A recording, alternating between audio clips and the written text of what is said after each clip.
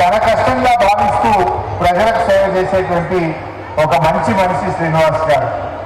BRS పార్టీకి కూడా ఒడిదుడుకులు వచ్చినాయి, కష్టాలు వచ్చినాయి, ఆయనకు ఎన్నో ఆఫర్లు వచ్చినాయి. ఏ ఆఫర్లు వద్దు, నాకు కేసీఆర్ నాయకత్వమే కావాలి, బీఆర్ఎస్ పార్టీ కావాలని చెప్పి చాలా నిజాయితీగా నిలబడ్డటువంటి ఒక మంచి నాయకుడు. ఇవాళ ఆయన విగ్రహాన్ని ప్రారంభించుకోవడం నాకు కూడా చాలా సంతోషంగా ఉంది. మా చంద్ర నాయక్ గారు విగ్రహం పెట్టించినందుకు వారికి కూడా నేను అభినందిస్తా ఉన్నాను. ఆ రోజు చనిపోయినప్పుడు కూడా సునీత గారు ఫోన్ చేసి మీరు వెళ్ళాలి, ఒక మంచి నాయకుడు అన్న సునీత లక్ష్మారెడ్డి గారు ఫోన్ చేస్తే నేను అర్జెంటుగా బయలుదేరి ఆ రోజు గ్రామానికి రావడం జరిగింది. మొన్న కూడా సునీత గారు ఫోన్ చేసి చాలా మంచి నాయకుడు, విగ్రహావిష్కరణకు మీరు తప్పకుండా రావాలి అన్నారు. నిజంగా ఇలాంటి ఒక మంచి కార్యకర్తకు వెళ్తే ఆయన ఆత్మ శాంతి చేకూరుతుందని చెప్పి నేను ఇలా వీలు చేసుకునే కార్యక్రమానికి రావడం జరిగింది. ఎందుకంటే కార్యకర్తలు నాయకులే పార్టీకి చాలా ముఖ్యం. ఆయన మంచి ప్రజాసేవ చేస్తూ ఉద్యమంలో కానీ అభివృద్ధిలో కానీ నిరంతరం పనిచేసేటువంటి వ్యక్తి. నిజానికి ఇందాక మా చంద్రగౌడ్ అన్నట్టు ఆ రోజు నర్సాపూర్ రెవెన్యూ డివిజన్ కావాలి అని పట్టుబట్టి నిరాహార దీక్ష శిబిరం నడపడంలో ఒకడు మా శ్రీనివాస్ గారు. ఆ రోజు వెంకటలక్ష్మి కూడా చాలా మాకు డివిజన్ కావాలి అని నన్ను చాలా గట్టిగా అడిగిందంటే ఎవరి కోసం అడిగింది? వెంకటలక్ష్మి ఇంటికి ఏమైనా వచ్చేది ఉందా? శ్రీనివాస్ ఇంటికి వచ్చేదేమన్నా ఉందా? నర్సాపూర్ రెవెన్యూ డివిజన్ అయితే నర్సాపూర్ ప్రజలకు మేలు జరుగుతుంది అని చెప్పి ఆ ప్రజల కోసం వాళ్ళు మాట్లాడినటువంటిది ఈరోజు నేను గుర్తు చేసుకుంటా ఉన్నా. అంటే అలాంటి మంచి మనిషి. ఇలా గ్రామం కూడా ఎంతో చక్కగా అభివృద్ధి చేశారు. భవిష్యత్తులో కూడా తప్పకుండా శ్రీనివాస్ కుటుంబానికి సునీత గారు కానీ నేను కానీ బీఆర్ఎస్ పార్టీ పూర్తి అండదండలు అందిస్తుందని చెప్పి మనం చేస్తా ఉన్నా. ఎంత చేసినా తండ్రి లేని లోటు తీర్చలేదు. అమ్మాయి వైష్ణవి విషయంలో భవిష్యత్తు విద్య కోసమైనా భరత్ కోసమైనా వాళ్ళ పెళ్లిళ్ళ విషయంలోనైనా పార్టీ పూర్తిగా ఒక తండ్రిని మేము ఇవ్వలేమేమో కానీ పార్టీగా మేము అందరం కూడా నిలబడతాం. ఆ కుటుంబానికి అన్ని రకాలుగా అండదండగా ఉంటామని చెప్పి కూడా ఈ సందర్భంగా నేను గుర్తు చేస్తా ఉన్నా. సరే, ఈరోజు శ్రీనివాస్ ఒక ఉద్యమకారుడు. శ్రీనివాస్ బీఆర్ఎస్ పార్టీ వ్యవస్థాపకుల్లో ఒకడు. సిపిఐ పార్టీ నుంచి, లెఫ్ట్ పార్టీ నుంచి వచ్చి చాలా అద్భుతంగా బీఆర్ఎస్ పార్టీ ఎదుగుదలకు ఈ నర్సాపూర్ తాలూకాలో ఈ ప్రాంతంలో పనిచేసినటువంటి నాయకుల్లో ఆయన ఒకడు. మరి ఇవాళ ఆయన ఉండుంటే ఈ పోరాటాల్లో ఈ ప్రభుత్వం ఎట్లా ఫెయిల్ అయిందో కూడా మనం చూస్తూ ఉన్నాం. ఇవాళ పొద్దున్నే గాంధీ భవన్లో గొర్రెలు తోలిచ్చిందట. మొత్తం జొన్నకుర్మలందరూ పోయి గాంధీ భవన్లో గొర్రెలు తోలిదట. ఎందుకు? 100 రోజుల్లో 2వ విడత గొర్రెలు ఇస్తాను, 500 రోజులు అయింది, మీ సంగతి ఏంటని గొల్లకుర్మలంతా గాంధీ భవన్ ఉపయోగించినట్టు కాదు. గొర్రెలు కూడా అయినాయట గాంధీ భవన్.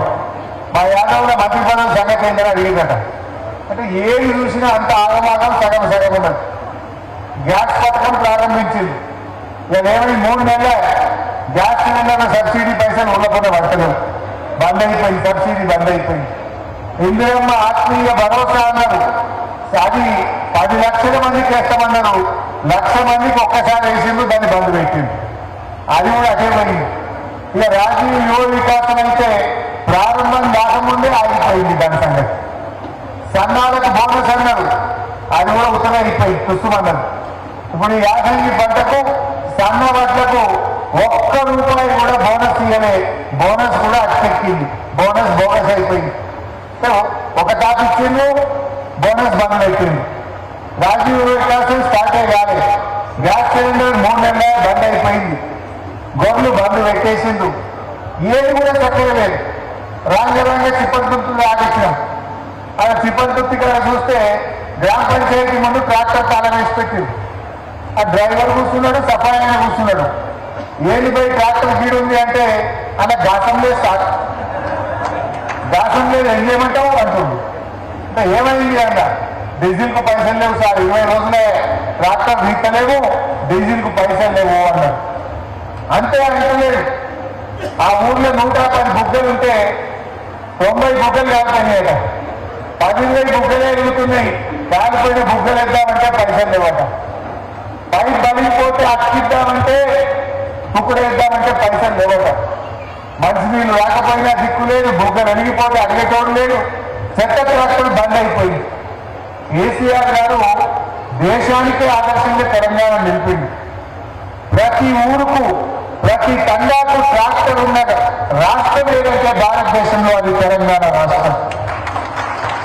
పల్లె పల్లెకు ట్రాక్టరు, ట్యాంకరు, ట్రాలీ ఇచ్చిండు, నర్సరీ కట్టించిండు, డంప్ యార్డ్ కట్టించిండు, వైకుంఠ ధామాన్ని కేసీఆర్ కట్టించిండు.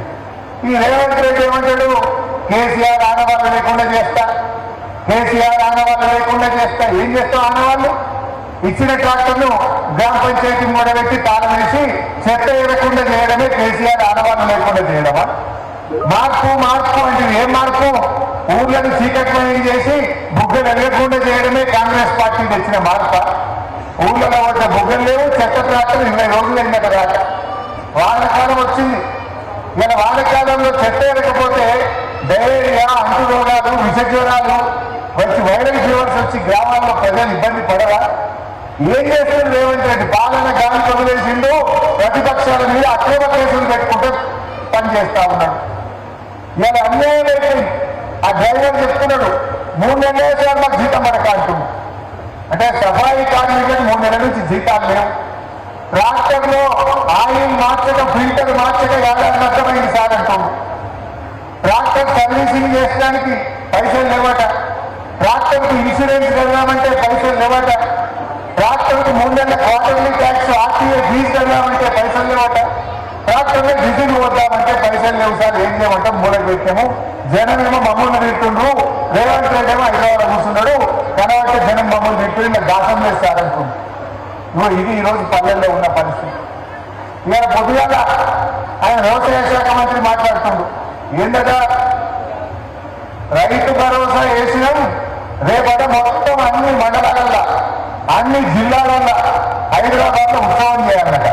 దేనికి ఉత్సవం? ఆయన 2 సార్లు రైతు బంధు ఎగ్గొట్టినందుకు ఉత్సవమా? వానకాలం ఎగ్గొట్టినావు, యాసంగి ఎగ్గొట్టినావు. 2 పంటలు ఎగ్గొట్టినందుకు రేపు రైతు బంధు ఉత్సవం చేయాలా? కేసీఆర్ ఉండగా నాట్లకు రైతు బంధు అందించింది కేసీఆర్. రేవంత్ రెడ్డి ఏమో కోట్లకు మాత్రమే రైతు బంధు ఇస్తుంది. అప్పుడు పార్లమెంట్ ఎలక్షన్ల ముందు ఒక్కసారి ఇచ్చిండు, నడిమితే 2 కొట్టిండు. ఇప్పుడు పంచాయతీ ఎలక్షన్లు వచ్చినాయని మళ్ళీ రైతు బంధు వేసింది. నాట్లకు కేసీఆర్, ఓట్లకు రేవంత్ రెడ్డి. కరోనా వచ్చినా, 2 ఏళ్ళు కష్టం వచ్చినా, కరోనా వచ్చినా రైతు బంధు వేసింది తప్ప రైతు బంధు ఎప్పుడు ఆగలేదు. రేవంత్ రెడ్డి 2 పంటలు రైతు భరోసా ఎక్కి ఇంకా ఉత్సవం చేయమంటావు. నీకు నిజాయితీ ఉంటే పోయిన వారకాలం యాసంగి పైసలు రైతు బంధు పైసలు వేసినంటేనే అప్పుడు రైతు ఉత్సవం చేయమనాలి. అసలు ఎప్పుడైనా బీఆర్ఎస్ పార్టీ ఏనాడైనా కింద చేసామా మనం? ఇది నేను కొత్త ముచ్చటేమున్నది. 11 సార్లు ఇచ్చిండు కేసీఆర్, 11 సార్లు రైతు బంధు పైసలు వేసిండు. వేసినప్పుడల్లా ఉత్సవం చేయమన్నామా మనం? నువ్వు 2 సార్లు ఎగ్గొట్టి ఒక్కసారి వేసి ఇంకా దీనికంటే ఉత్సవం అంటే ఇంకా ఏ ముద్దలు ఇచ్చేవాడు ఆయన? రుణమాఫీ అంటే బాగా మందికి ఎగ్గొట్టి, చాలా మందికి అయింది, బాగా మందికి రుణమాఫీ ఇయ్యలే. రుణమాఫీ ఇయ్యనందుకు ఉత్సవమా? లేదు. వానకాలం సంఘవడ్లకు బోనస్ వేయనందుకు 1100 కోట్లు నిలబెట్టినందుకు ఉత్సవం చేయాలన్నా? పంటల బీమా అని ఊరిచ్చి అసెంబ్లీలో చెప్పి పంటల బీమా కూర్చుమన్నందుకు ఉత్సవం చేయాలన్నా? రైతు బీమా అద్భుతంగా ఏదైనా రైతు చనిపోతే 5 లక్షల రూపాయలు వచ్చేటట్టు బీమా చేసిండు కేసీఆర్. ఈత రైతు బీమాని కూడా రేవంత్ రెడ్డి బంధు పెట్టిండు. ఆ రైతు బీమా పైసలు కట్టేందుకు ఇలా ఉత్సవం చేయాలన్నా? దేనికోసం ఉత్సవం? మా లంబాళ్ళ బిడ్డలు లగచేర్ల రైతులకు బెయిల్ వేసి జైలులో పెట్టినందుకు ఉత్సవం చేయాలన్నా? ధన్వాడ రైతులు, గద్వాల జిల్లా ధన్వాడ రైతులు మాకు ఫ్యాక్టరీ వద్దు, మా భూములు ఖరాబైతే బెయిల్ వేసి జైలులో ధన్వాడ రైతుల్ని పెట్టినందుకు ఉత్సవం చేయాలన్నా? నువ్వు చేసిందేమో మరి. ఇందాక మా రైతు చెప్తుండే ఒక ఆయన, నర్సాపూర్లో పోతే యూరియా దొరుకుతుందట. ఇవాళ 4 దుకాణాలు తిరిగిందట. ఒకటేమో కపిల్ ఫర్టిలైజర్, రెండోది మల్లికార్జున ట్రేడర్స్, మూడోది రైతు మిత్ర, 4వది మన గ్రోమర్. 4 దుకాణాలు తిరిగితే యూరియా దొరకలేదు సార్, డిఏపి దొరకలేదు సార్ అని ఆయన పేరు రైతు నర్సింగ్ నాకాడ కలిసి చెప్తా ఉండే నర్సాపూర్లో. యూరియా సరఫరా చేసే పరిస్థితి లేదు. డిఏపీ ఇచ్చే దిక్కు లేదు. డిఏపీ ఇచ్చే పరిస్థితి లేదు ప్రభుత్వానికి. 4 దుకాణాలు పోతే 4 దుకాణాలలో డిఏపీ లేదట. అంటే ఇంకా డిఏపీ కూడా కదా, ఇంకా రేపు ఉత్సవం జరపాలట. డిఏపీ ఏ శాఖ కాదు, రైతు బీమా ఎగబెట్టరు, రుణ